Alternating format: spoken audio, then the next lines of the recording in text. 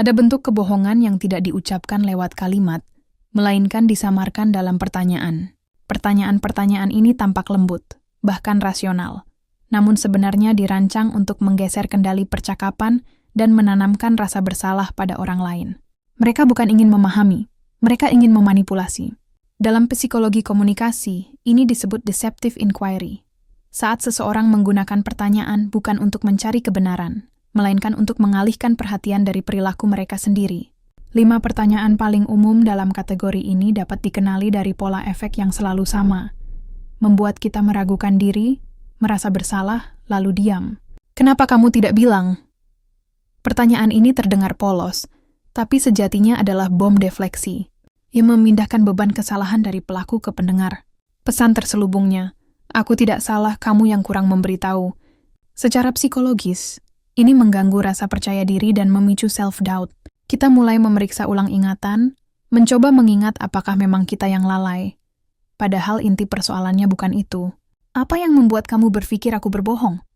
Kalimat ini bukan bentuk pembelaan, melainkan bentuk manipulasi emosi. Fokusnya bukan lagi pada kebenaran, tapi pada citra diri si penanya. Secara emosional ini membuat kita tampak jahat karena berani meragukan orang lain. Ini adalah bentuk guilt induction, penanaman rasa bersalah agar kita menarik kembali keraguan yang sebenarnya valid. Kamu pikir aku akan mengambil risiko sebesar itu hanya untuk hal sepele? Pertanyaan ini tampak masuk akal, tapi justru disitulah jebakannya. Manipulator menggunakan logika ekstrim untuk menutupi fakta bahwa manusia tidak selalu bertindak logis.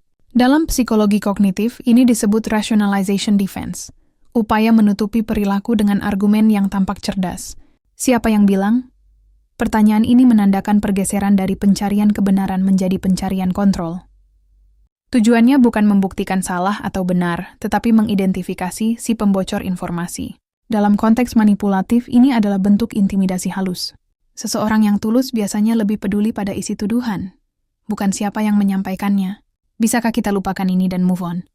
Kalimat ini terdengar dewasa dan damai, tetapi seringkali digunakan untuk menghindari konsekuensi, yang mengubah penegakan batas menjadi drama yang harus diakhiri. Dalam dinamika relasi, ini berbahaya karena memanfaatkan keinginan alami manusia untuk menghindari konflik.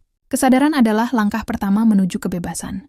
Begitu kita mengenali pola-pola ini, kita berhenti merasa terlalu sensitif dan mulai melihat struktur di balik kata-kata. Dalam setiap percakapan manipulatif, kunci pertahanan bukanlah adu logika, tetapi kesadaran tenang. Berhentilah menjawab setiap pertanyaan yang tak menjawab inti masalah. Kita tidak bisa mencegah orang berbohong, tetapi kita bisa menolak menjadi panggungnya. Dan pada titik itu, saat kita menolak bermain dalam skenario orang lain, kejujuran kembali menjadi milik kita sendiri.